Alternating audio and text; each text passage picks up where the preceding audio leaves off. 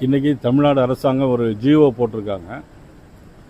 கர்நாடக மாநிலத்தை சேர்ந்த வெங்கட்ரமணா கோனங்கி ஜனநாயகம் படத்தினுடைய ப்ரொடியூசர், ஜனநாயகம் படத்தினுடைய கதாநாயகன், மதிப்புக்குரிய தமிழகத்துடைய முதலமைச்சர். இவர் அந்த வெங்கட்ராமாயணா கோனங்கி என்பவர் ஒரு பிரஸ்டீஜ் ரியல் எஸ்டேட்டினுடைய அதனுடைய நிர்வாகியாக இருக்கிறார். கர்நாடக முதலமைச்சர் சிவகுமாருடைய நெருங்கிய நண்பர். இவரை தமிழகத்தினுடைய டெல்லி சிறப்பு பிரதிநிதியாக இன்னைக்கு தமிழக முதலமைச்சர் ஒரு ஜிஓவில் அறிவிச்சிருக்கிறாங்க. இது எந்த விதத்தில் நியாயமாக இருக்க முடியும்? இது தமிழக மக்களுக்கு செய்யக்கூடிய மிகப்பெரிய துரோகம். ஏற்கனவே கர்நாடகா நமது பிரச்சனை மேகதாது பிரச்சனை இருந்து கொண்டே இருக்கிறது. ஆக எப்படி தென்பெண்ணையாறு போன்ற ஆறுகள் பிரச்சனை இருந்து கொண்டே இருக்கிறது.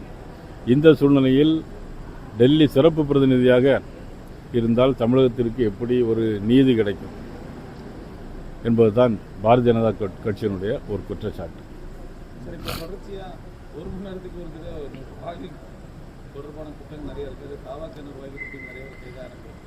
அதான் இன்னைக்கு நேற்று மட்டுமே தாவகவுடைய நிர்வாகிகள் 4 பேர்கள் தொடர்ந்து பள்ளி குழந்தைகளுக்கும் எல்லாருக்கும் பாலியல் தொந்தரவு கொடுத்து கொண்டே இருக்கிறார்கள்.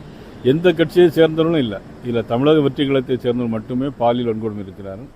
காரணம், ஆட்சியில் இருக்கிறனால் காவல்துறை அவர்களை எதுவுமே கைது செய்ய முடியாத ஒரு சூழ்நிலை. காவல்துறையுடைய கைகள் கட்டப்பட்டிருக்கிறது.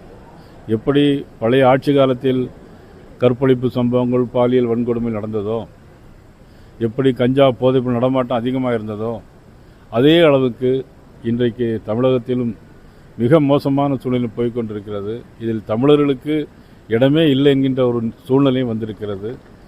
இதற்கெல்லாம் மக்கள் இனி வருங்காலத்தில் எப்படி தீர்ப்பு சொல்ல போகிறார்கள் என்பதுதான் தெரியவில்லை. முதலமைச்சர் மிகுந்த கண்டனத்தை பாரதிய ஜனதா கட்சியினுடைய சார்பாக நாங்கள் தெரிவித்துக் கொள்வோம். ஒரு முதலமைச்சர் என்கின்ற தன்மையில் அவர் நடந்து கொள்ளவில்லை. அந்த தகுதியும் அவருக்கு மறந்து கொண்டு கையை வீசி நான் சோழியை முடித்து விடுவேன் அப்படின்னா கழுத்தை வெட்டிடுவேன் அப்படின்னு முதலமைச்சர் சொல்கிறார். இது சினிமாவில் நடக்கக்கூடிய சம்பவம் மாதிரி தான் இருக்குது. முதலமைச்சர் இப்படி சொல்வது எப்படி ஏற்றுக்கொள்ள முடியும்? அப்பா இல்லையே, காணலையேங்க. எந்த அப்பாவை தேடுறாருன்னு எங்களுக்கு தெரியல.